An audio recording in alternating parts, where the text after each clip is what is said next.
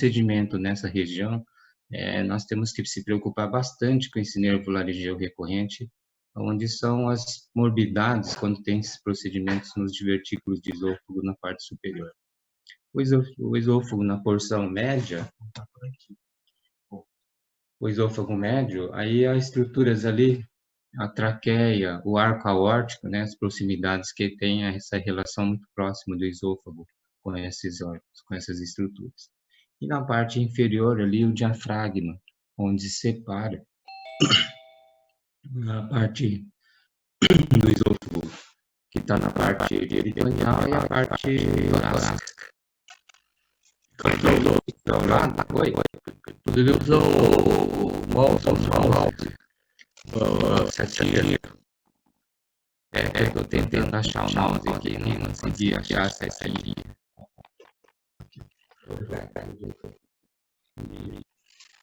Achei agora. Então, aqui, ó, o esôfago cervical, o nervo laringeu, a gente passa ao lado aqui do esôfago.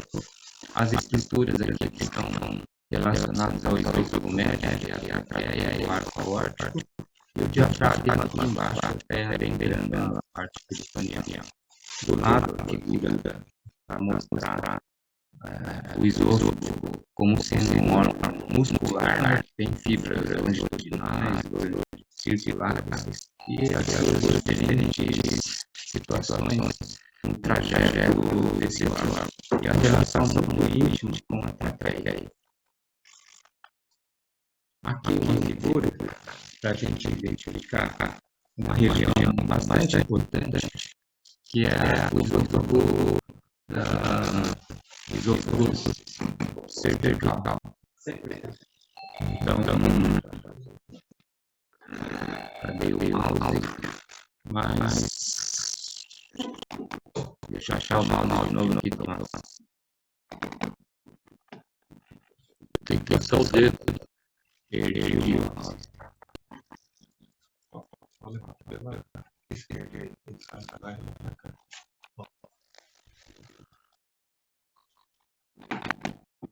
Então, aqui achei o mouse, tem um movimento contrário.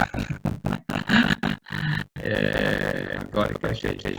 Então, aqui embaixo nós estamos tendo aqui a musculatura da faringe, né? O músculo consensor da faringe inferior. Aqui tem um músculo circular.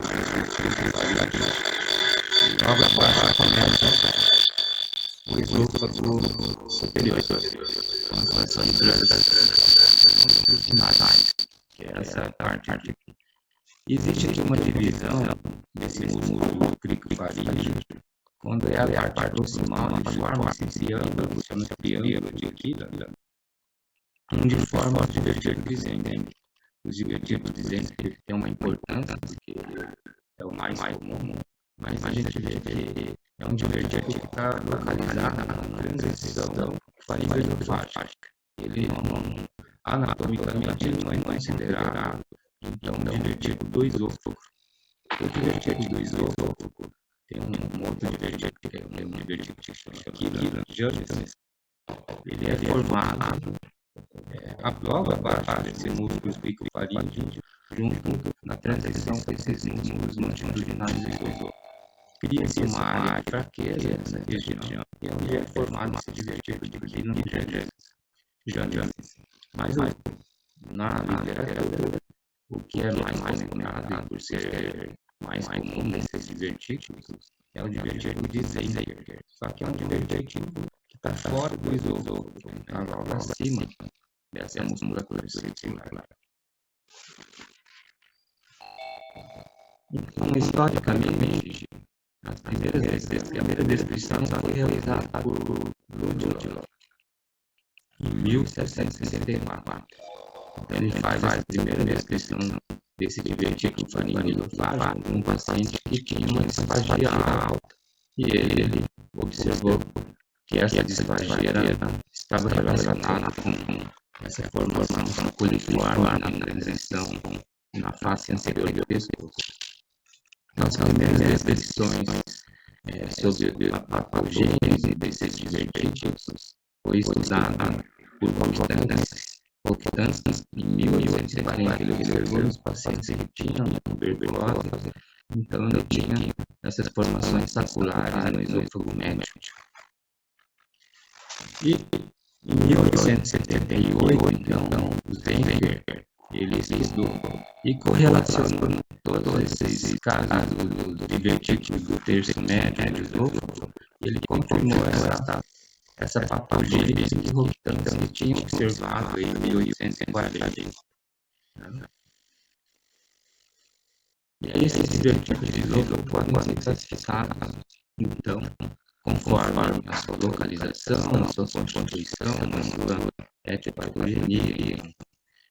Em relação à parte da etiopatologia, esses divertículos podem ser classificados em falsos e verdadeiros, porque os divertículos falsos, eles nem têm todas as camadas desse órgão do esôfago. Esses são os verdadeiros. Os falsos são aqueles que têm só a camada da mucosa e da submucosa. E os divertículos verdadeiros, ele tem todas as camadas. Lembrar que o esôfago é um órgão que não tem a serosa. Então, é uma mucosa e a camada muscular. E a outra classificação é por pulsão ou por tração. Quando tem esses órgãos, tem um componente externo que está fazendo uma fibrose ou uma tração desse órgão numa das paredes, e aí ele faz uma formação campoliforme, formando esse espaço que é um divertículo. E os divertículos de pulsão são aqueles que têm algum fator que aumenta a pressão do luz do esôfago, e aí formando algumas herniações na parede do esôfago. Porém, ele é um divertículo falso, porque ele não tem todas essas camadas. E conforme a sua localização, essa classificação a gente pode classificar os divertículos no esôfago superior, no médio e no inferior. Existem alguns que são intramurais, são chamados de pseudodivertículos, mas existem essas formações campoliformes bem delineadas, pequenas, ao longo do esôfago, que podem estar relacionados a alguns outros doentes, e aí são os intramurais. E atualmente existe uma outra classificação, que são os divertículos que podem ser adquiridos, porque atualmente a gente tem um manuseio maior sobre o esôfago, né? Então, quando se faz algumas cirurgias, alguns procedimentos endoscópicos, que a gente manuseia a mucosa, ele pode criar uma fragilidade nessa região e vamos formar esses divertículos. Os divertículos, então, não têm uma baixa incidência, né? Então, ele é bastante raro. Ele tem uma prevalência maior no sexo masculino a partir da quinta e sexta década, né? E o divertículo faringolinfático, que é o divertículo de Zenker, que é pela sua importância clínica e sua prevalência maior, ele é considerado, estudado como se divertículo do esôfago, ele é um desses, ele é mais comum. Mas mesmo assim, existem tem um estudo analisando 21 exames radiológicos contrastados do trato digestório, foram encontrados somente 0,11%. Então, dentro das classificações, os divertículos torácicos, né, os divertículos do terço médio, o terço superior e inferior, eles são considerados divertículos de pulsação. Ele tem alguma alteração motora do esôfago e algo que faz aumento da pressão, uma pressão na luz do esôfago. E aí ele faz essas herniações pela parede. Esse é o mecanismo de formação delas. E o esôfago, os divertículos do terço inferior é mais comum do que aquele divertículo de Dillon, né? Que são divertículos diferentes. Então eles têm uma constituição, uma camada mucosa e submucosa e algumas fibras musculares só. E eles são considerados, então, divertículos alfos. A localização mais frequente, então, é no esôfago inferior, que são os divertículos epifrênicos. Comumente, ele está associado a algum distúrbio motor do esôfago e também hernia, espasmo difuso do esôfago e o megaesôfago. E com relação aos quadros clínicos que esses divertículos podem se apresentar, a gente vai ver mais especificamente lá para frente as principais sintomas clínicos nas suas localizações. Então, eles se apresentam, esses divertículos, então, de forma bastante variada. A maioria é assintomático, metade é assintomático, mas a gente vê que tem sintomas bastante comuns que a gente observa no dia a dia. Pacientes que reclamam de uma regurgitação, de uma halitose, de algum desconforto retroesternal, quer dizer, são sintomas que a gente escuta diariamente no consultório, né? Mas na evolução delas, elas podem também, alguns pacientes reclamarem de uma deglutição que faz algum barulho, uma deglutição ruidosa, então chamada, né? Alguns pacientes que vêm hoje nos procurando com sintomas, parecendo sintomas clássicos de uma doença do refluxo, associados a sintomas respiratórios. Alguns pacientes que têm dor não é tão comum, mas os casos que aparecem com diverticulite. Então, esses divertículos também podem inflamar e também podem sofrer essa agressão e são os quadros mais graves, né? Essas são situações mais raras, mas o sintoma mais comum é a disfagia.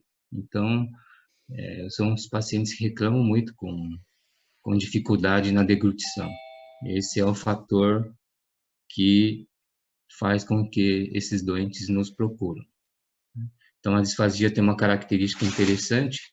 O doente inicialmente não tem queixas no início da sua alimentação, mas no decorrer da alimentação, que ele vai tendo deglutição, o divertículo vai sendo preenchido, aí ele começa a provocar sintomas. Enquanto a localização, é mais fácil a gente fazer esse diagnóstico em relação à localização dos divertículos com um exame contrastado, de uma radiografia contrastada. Então, a gente observa aqui no primeiro uma concentração de contraste na região mais alta do esôfago, aqui no terço médio do esôfago, e o terceiro aqui, a gente vê a região do diafragma, e essa imagem saculiforme que retém esse contraste. E aí a gente pode lançar a mão de exames de imagem com um pouco mais de definição, tipo por exemplo, aqui a ressonância magnética. A gente observa uma região onde retém resíduo e o esôfago tendo uma compressão externa, né? E aí a gente vai falar um pouco sobre os divertículos no esôfago superior. Como eu disse anteriormente, o divertículo de Zenker, o divertículo faringoesofágico, pela sua importância clínica e pela sua prevalência maior, a gente vai comentar mais sobre esse divertículo de Zenker. E o Zenker observou em 1879, apesar de estar descrito primeiramente em 1764 por Ludlow. Então, ele não pertence ao esôfago mais anatomicamente, mas tem essa sua importância. É um divertículo de pulsão e é mais comum no gênero masculino, predominantemente na raça branca e acima dos 60 anos. A incidência, então, é em torno de 0,11% em 20 mil exames radiológicos realizados. Para lembrar dessa figura, a gente vê que o divertículo de Zenker está logo acima desse músculo circular, cricofaríngeo, e nesse espaço, um triângulo que tem uma fragilidade, que é esse triângulo de Killian, logo abaixo desse músculo constritor, o músculo inferior aqui da faringe. Aqui está no desenho, então, o divertículo de Zenker. E abaixo do músculo do cricofaríngeo, tem essa outra formação saculiforme, que é o divertículo de Killian-Jamieson. Então, esse é o divertículo do esôfago superior. O divertículo de Zenker, ele está acima da parte desse músculo do cricofaríngeo. Mas, como a gente disse, ele tem essa importância clínica por ser o mais comum e os sintomas são muito parecidos entre eles. E esses divertículos do esôfago superior, ele tem um quadro clínico, então, numa fase inicial, que são sintomas bastante vagos, né? Ele tem uma sensação de corpo estranho, de uma secreção mucoide na região da hipofaringe. Na evolução, é que a gente vai ter esses sintomas mais exuberantes. Aí aparece a disfagia, a regurgitação, são aqueles pacientes que comentam que percebem alimentos na garganta, ou pacientes que acordam de manhã com alimentos, com resíduos alimentares na boca, ou até mesmo no seu travesseiro. E com o passar do tempo, ele tem uma deglutição ruidosa.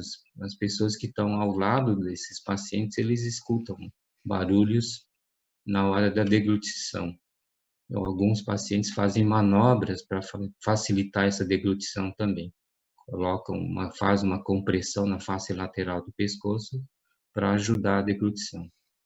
E esses pacientes também podem evoluir, né, com sintomas respiratórios devido à aspiração que esses pacientes sofrem, até mesmo pneumonias aspirativas e ao longo do tempo, até mesmo sintomas de emagrecimento, que são pacientes que têm dificuldade na sua deglutição.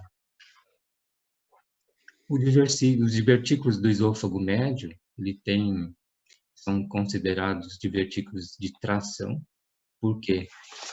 Porque normalmente ele é decorrente a alguma retração fibrótica de linfonodos parabrônquicos, então, e que estão associados a algumas doenças granulomatosas.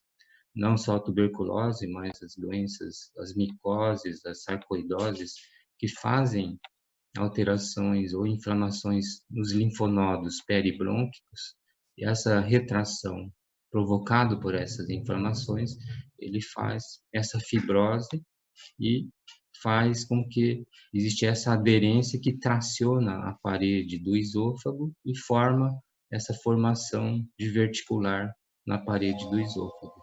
Veja bem a relação muito próxima aqui com a traqueia. Geralmente eles são assintomáticos. Porque ou eles são pequenos, né, com uma base larga. Então,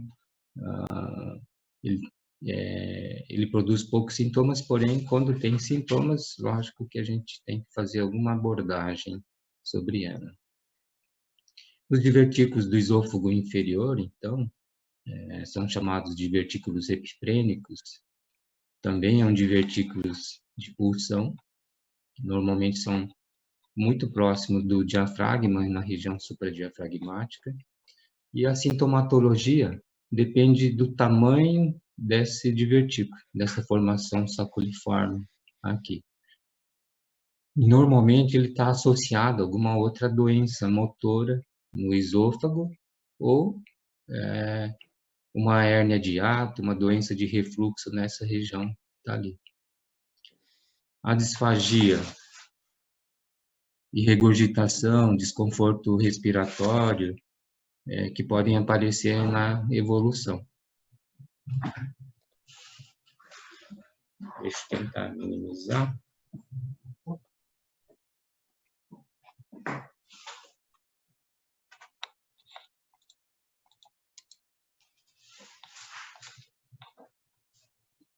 Os divertículos intramurais, então, são pequenos receptáculos na parede do esôfago e que eles são contidos na camada da mucosa e submucosa. Isso pode acontecer ao longo do esôfago. E ele é considerado um pseudo-divertículo, porque são exteriorizações de ductos secretores das glândulas da submucosa.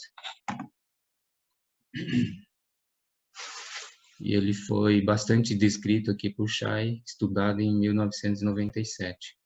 Então, são essas pequenas formações aqui na parede do esôfago e, em geral, ele está associado a algumas doenças na mucosa do esôfago, algumas doenças infecciosas, como candidíase, herpes, doença esofagite eosinofílica, estenoses cáusticas. Isso são essas formações que podem aparecer. São, então, considerados pseudodiverticulose intramural. Tá? E o principal sintoma dela é a disfagia. Um outro estudo importante para ser realizado é a eletromanometria. Então, ele tem uma importância no estudo da motilidade do esôfago, porque muito dessas doenças do divertículo do esôfago estão associadas à alteração motora do esôfago. E um exame bastante importante é o exame radiológico contrastado, que é o exame mais fidedigno para fazer o diagnóstico desses divertículos do esôfago. Então, nessa imagem, a gente observa aqui um depósito de contraste nessa formação saculiforme junto ao esôfago médio. Então, os exames complementares utilizados para fazer esse diagnóstico, então tem a radiografia contrastada como sendo o primeiro exame complementar, a endoscopia digestiva alta, podemos lançar mão da tomografia, até mesmo da ressonância magnética, e fazer o estudo motor do esôfago, que tem essa importância, porque a maioria estão relacionados. Aqui eu vou demonstrar uma imagem de uma endoscopia digestiva alta. Na primeira imagem, então, a gente vê a luz do esôfago, nessa região aqui, um divertículo, um ósseo diverticular, e aí contendo o resíduo alimentar dentro dela. E o trajeto do esôfago que se continua na luz é a de baixo. Na outra imagem, a gente observa aqui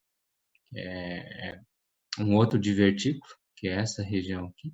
A luz do esôfago, ela continua nessa região. Veja que a gente pode ter dificuldade no diagnóstico do esôfago e achar a luz do esôfago.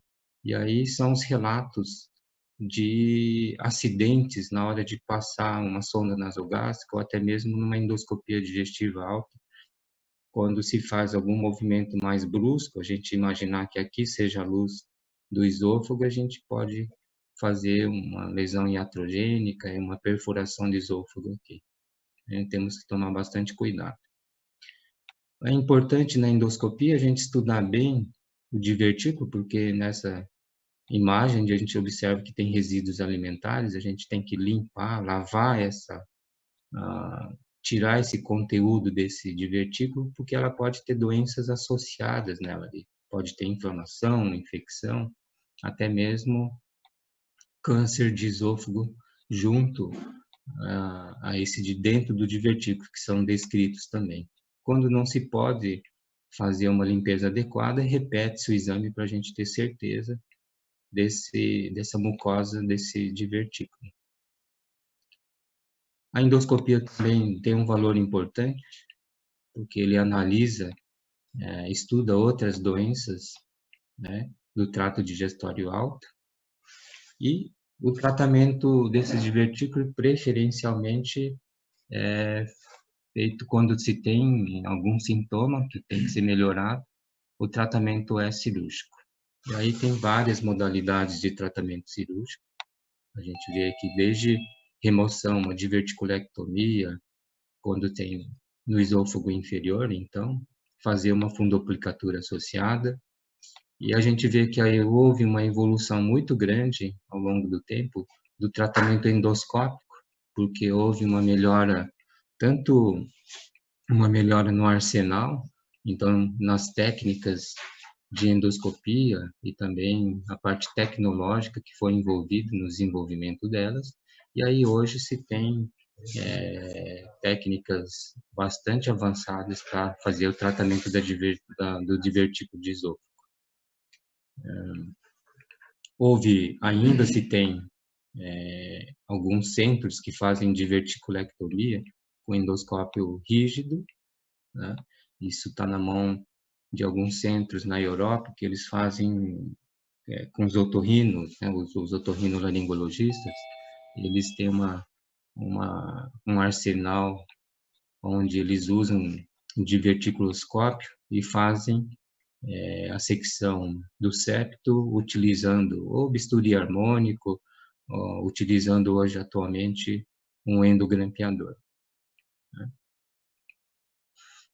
Então, houve ao longo do tempo, nos últimos anos, uma evolução muito grande da parte técnica e tecnológica dos arsenais endoscópicos. Então, existem estudos comparando hoje se vale a pena fazer um procedimento cirúrgico convencional, que se fazia uma diverticulectomia ou uma pexia desse saco diverticular, com miotomia ou sem miotomia. Então, estudos que estão relacionando se há vantagens nesses procedimentos. E a endoscopia vem ganhando espaço muito importante. E junto ainda as cirurgias minimamente invasivas, através da toracoscopia, nos divertículos do terço médio do esôfago, e na parte abdominal, as laparoscopias. A cirurgia robótica atualmente tem um valor, um crescimento interessante, tanto nos divertículos do esôfago superior, divertículo de Zenker, existem já grupos fazendo essa cirurgia no divertículo de Zenker, utilizando a robótica. Então, tem espaço, tem uma evolução interessante nos últimos anos. É uma cirurgia minimamente invasiva, onde eles se preocupam bastante com a performance em relação a diminuir as morbidades, né? Principalmente relacionado ao trauma, à lesão do nervo laringeu recorrente, quando se faz uma diverticulectomia convencional de um divertículo de Zenker. Então, aqui no divertículos do esôfago no terço médio,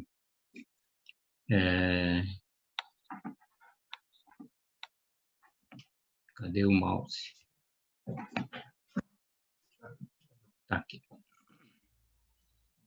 Aqui no divertículo do terço médio, então, quando se tem indicação da cirurgia, tem que se fazer uma dissecção muito cuidadosa do divertículo. Em geral, ele está à direita, mas existe essa relação muito próxima aqui à árvore respiratória. Essa dissecção hoje, no passado, era feita com uma toractomia direita, mas hoje tem avançado, então, os procedimentos minimamente invasivos através da toracoscopia. Aqui é um trabalho demonstrando que é um procedimento que é possível de ser realizado com bastante segurança. Então, ele foi publicado como um relato de caso num paciente que foi submetido a essa diverticulectomia através da toracoscopia, um paciente do sexo masculino com 40 anos, utilizando um endogrampeador. Porém, ele comenta que existe uma importante participação de um endoscopista para que a gente tenha diminuição do risco de fazer uma estenose do esôfago. Então, realizado com uma endoscopia assistida junto com essa toracoscopia. Isso faz com que o resultado desses procedimentos sejam muito melhores, né? A gente vai falar do tratamento do divertículo epifrênico, então, do esôfago inferior. Lembrar que é um divertículo de pulsão. E aqui é um trabalho que ele é um trabalho de um grupo da Romênia, foi publicado num jornal de cirurgia laparoscópica em robótica, e aí ele publica 8 pacientes que foram realizados essa diverticulectomia transhiatal através de uma videolaparoscopia. E o procedimento é fazer a diverticulectomia, fazer uma miotomia, uma cardiomiotomia e uma fundoplicatura em cima do divertículo que foi ressecado da linha de grampeador, da linha de grampo, e também recobrir a miotomia realizada. E é um trabalho que ele tinha lá 4 do sexo masculino, 4 pacientes do sexo feminino, uma idade média de 63 anos. Foi feito, então, um estudo radiológico, além do endoscópico, para medir o tamanho desses divertículos e a distância desde do cárdia e também da arcada dentária superior. Desses 8 pacientes, só uma paciente que não precisou fazer uma fundoplicatura, uma miotomia, foi feita só uma ressecção simples do divertículo. E 7 pacientes foram realizados, então, a diverticulectomia, cardiomiotomia e uma fundoplicatura parcial. Houve só um paciente que teve que fazer uma revisão laparoscópica, porque o paciente teve um sangramento. Mas o resultado é que foi muito interessante e é seguro o método. E o método era, então, fazer uma miotomia a Heller, então uma miotomia de em torno de 8 centímetros, 2 a 3 centímetros na parte gástrica, em torno de 5 centímetros na parte do esôfago. A ressecção com endogrampeador do divertículo e, no final, fazer essa fundoplicatura parcial, recobrindo, então, tanto a linha de grampo e também a linha da cardiomiotomia. Aqui é um trabalho que é um relato de caso que foi demonstrado, então, que essa via transhiatal e fazia diverticulectomia por via laparoscópica é muito factível e seguro. Então, foi realizado, então, numa paciente de 82 anos e com um bom resultado.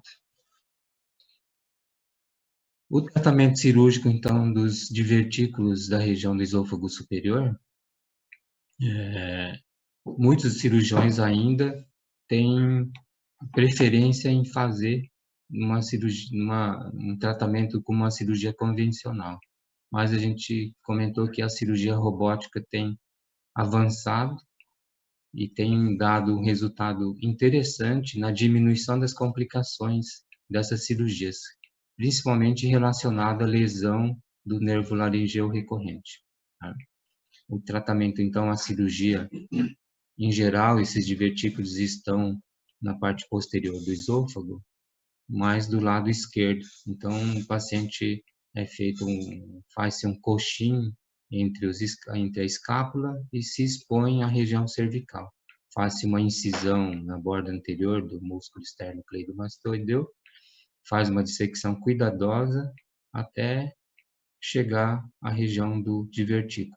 Lembrar sempre que o cirurgião tem que dissecar também o nervo laringeu recorrente nessa região aqui. E sempre está associada, a maioria dos cirurgiões associam a miotomia do crico faríngeo junto com a ressecção do divertículo. Ele tem uma baixa mortalidade, mas a morbidade é considerável, em torno de 10 a 15%, com a presença de fístulas, a lesão do nervo laringeu recorrente, as infecções no local, porém todos são de tratamento clínico. Um baixo índice de mortalidade, porém a morbidade é considerável. Bom, então vejamos que na evolução a parte da endoscopia foi se avançando e a gente observa que tudo começou em 1916 com Mosher. Ele preconizou um tratamento endoscópico usando um esofagoscópio rígido. né? Nessa primeira figura, então, ele usava um esofagoscópio rígido e fazia a secção daquele septo.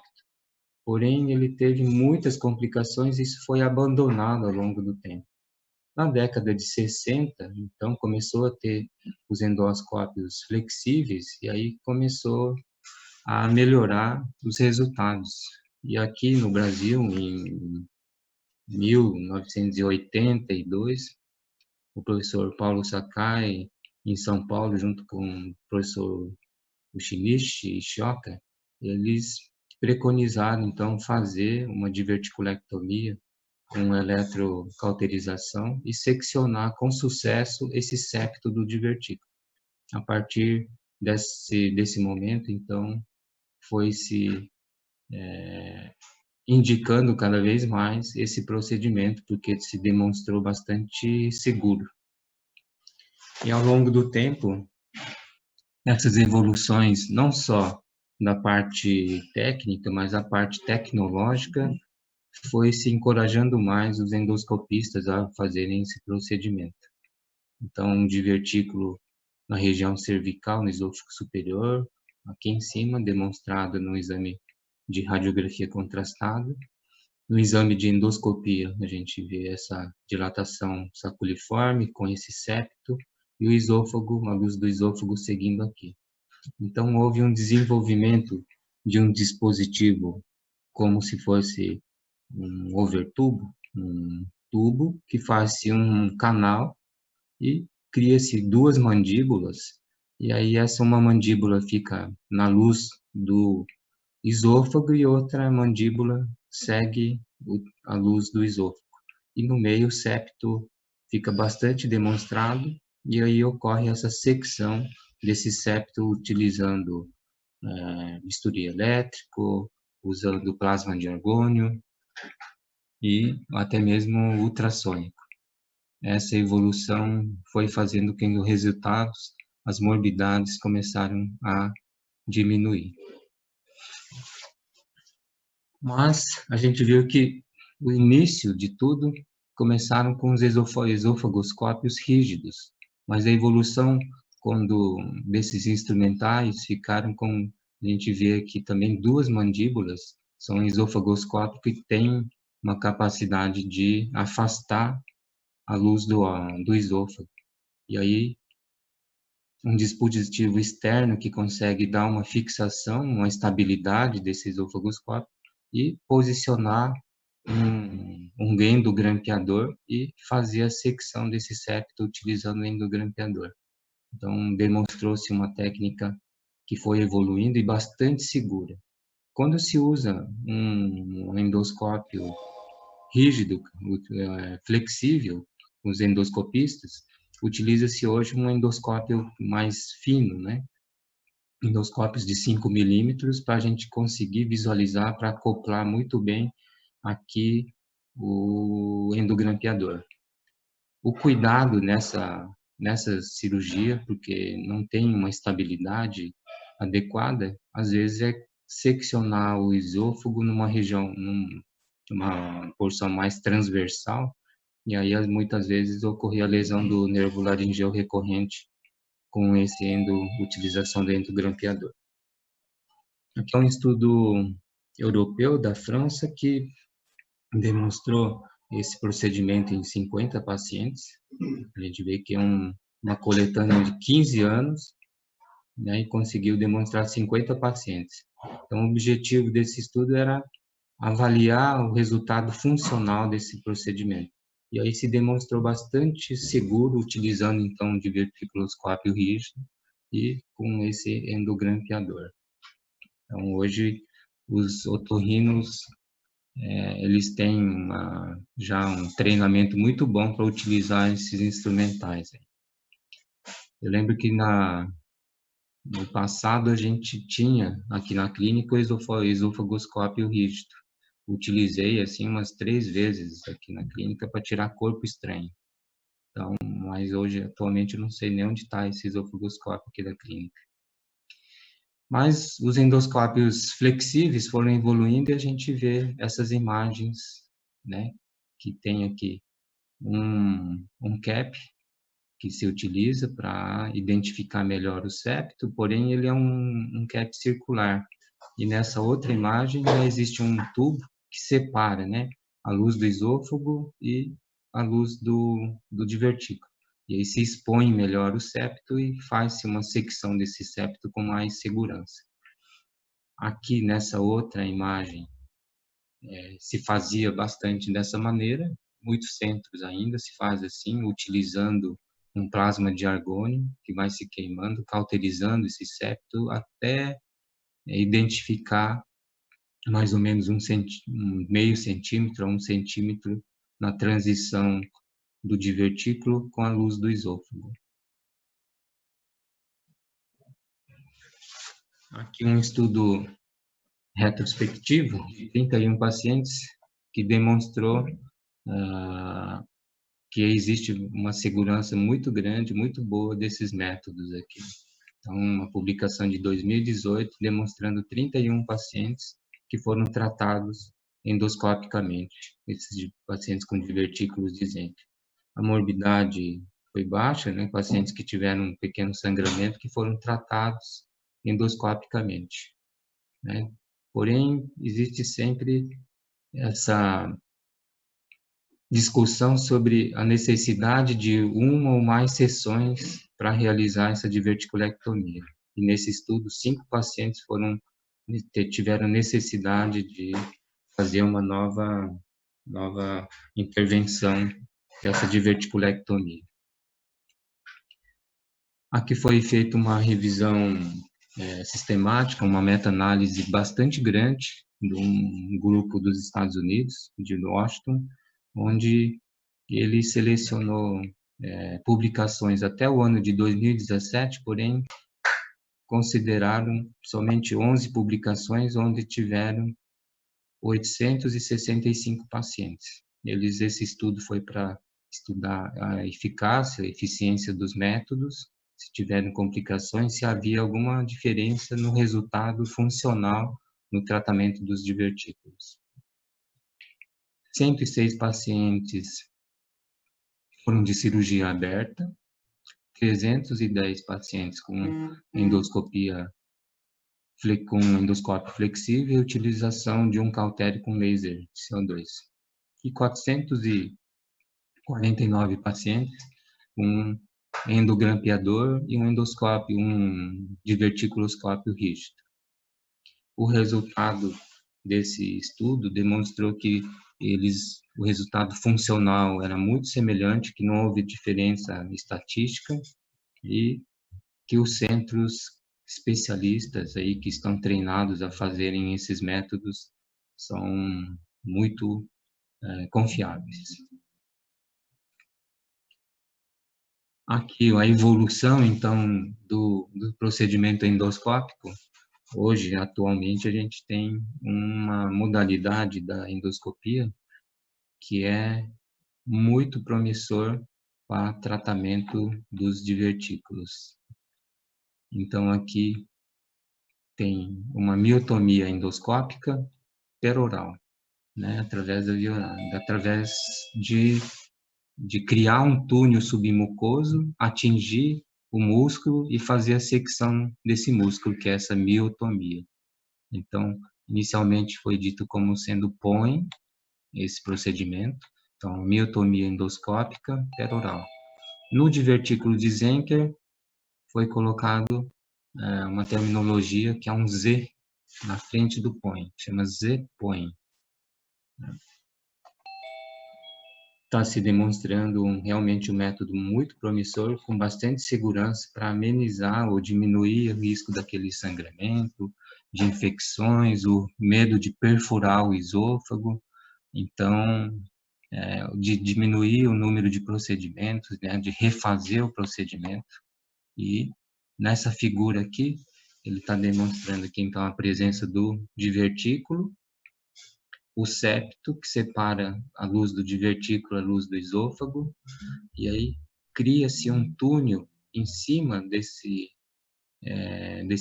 septo, disseca a face anterior e a face posterior, expondo somente o músculo que fica nesse meio desse septo. e aí a fazer a secção desse músculo com bastante segurança e fechar esse espaço no final utilizando os endoclip. Então, aqui demonstrando que se cria esse espaço submucoso para expor melhor a fibra muscular e fazer a secção dela com bastante segurança, como nessa foto aqui.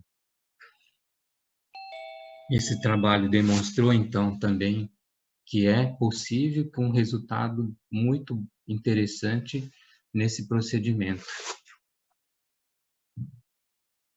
Aqui essa figura mais próxima, então a gente vê o divertículo, o septo que se é formado e a luz do esôfago que continua.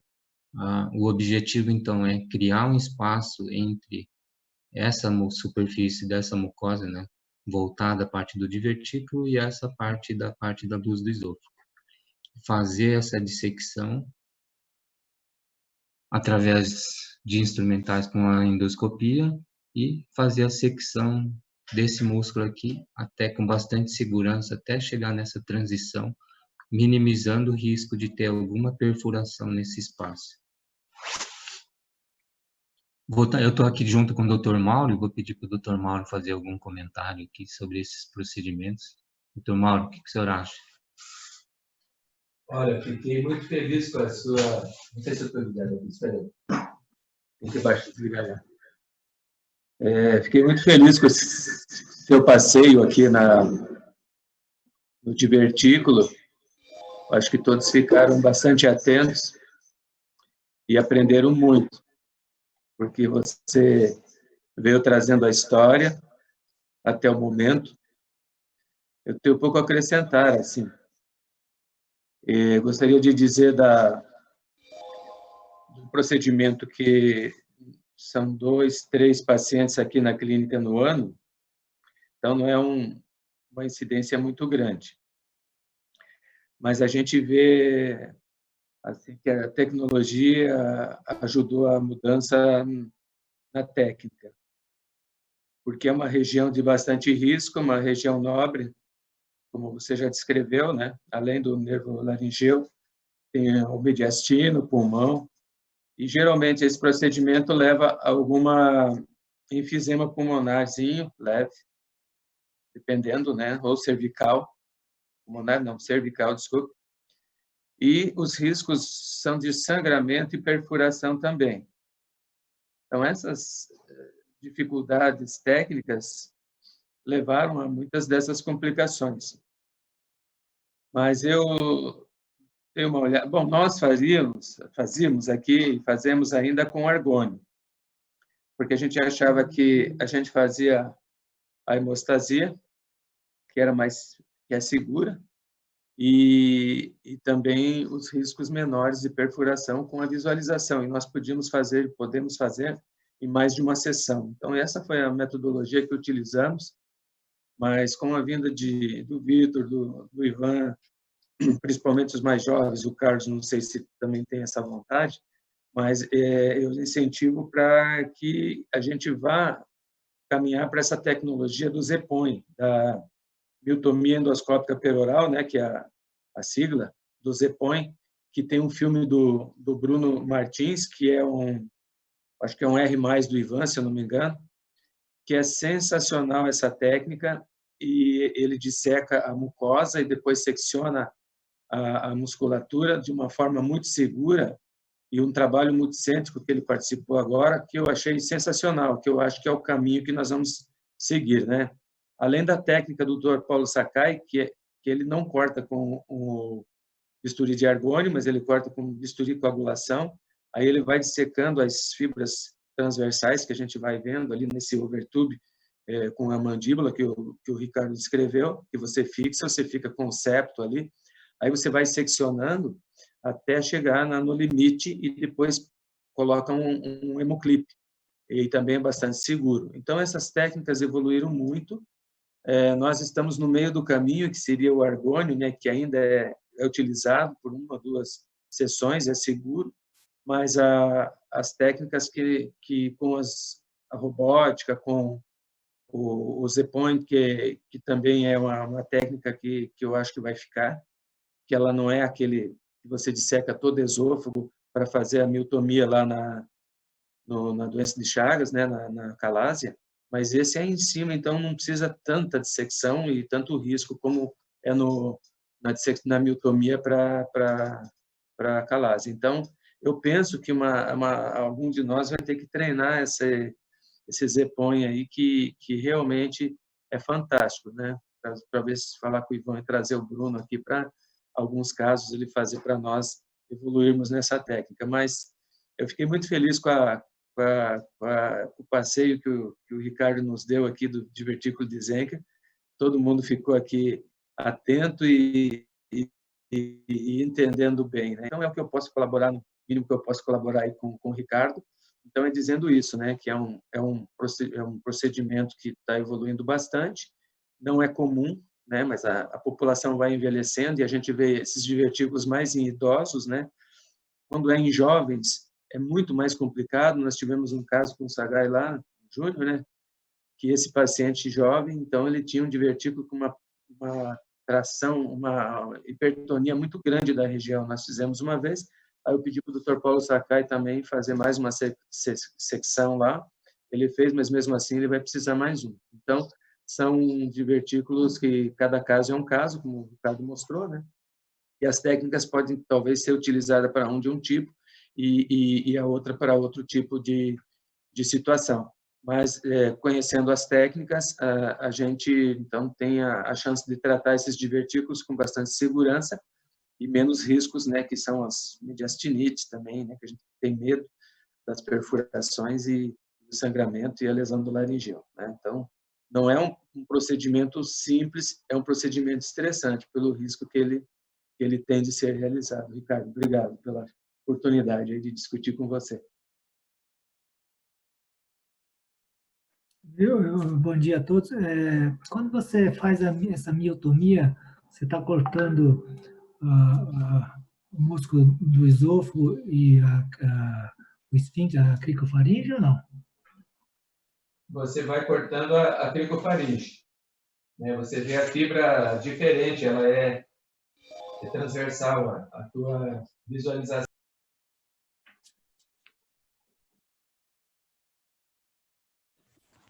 Ricardo, deixa eu te falar.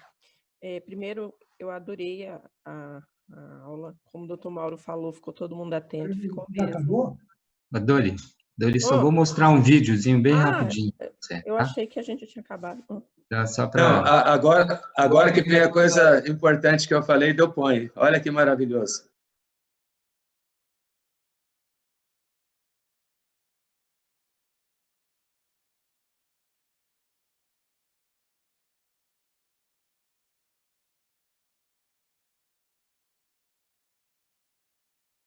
Aproveitar enquanto o vídeo não roda, queria parabenizar a Doriane pela seu empenho aí nessas reuniões de sábado, tá? Parabéns.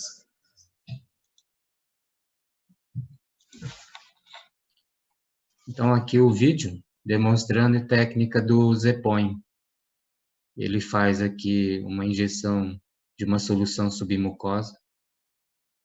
Veja bem como ele levanta a mucosa e secciona, abre a mucosa, né, para expor a região da submucosa, dissecar bem a submucosa e expor o músculo lá, o cricofaríngeo. Então, ele entra nesse espaço da submucosa, um tecido frouxo, pouco vascularizado, né? Tem alguns vasos, tem que tomar muito cuidado. A imagem num espaço bem limitado, então tem que ter um instrumental, um arsenal bastante rico de material delicado. Né? Estamos trabalhando dentro de uma luz, de um endoscópio, né? Que ele tem 0,8 de diâmetro, 0,9. Expõe, então, esse músculo e aí faz-se a secção com bastante segurança, né, milimetricamente. É utilizado um bisturi especial, né, próprio para esse tipo de procedimento, vai se expondo todas as fibras musculares aqui e fazendo uma secção com bastante segurança, sem deixar ter algum sangramento. um procedimento que foi realizado com o Dr. Bruno e também com o Dr. Nelson Miyajima, lá em São Paulo, demonstrando essa técnica, um futuro bastante promissor dessas técnicas de POEM, né? Das cirurgias minimamente invasivas, das cirurgias endoscópicas. O final é essa confecção, né, o fechamento da mucosa. Era isso, Doriane. Pode falar, doutora.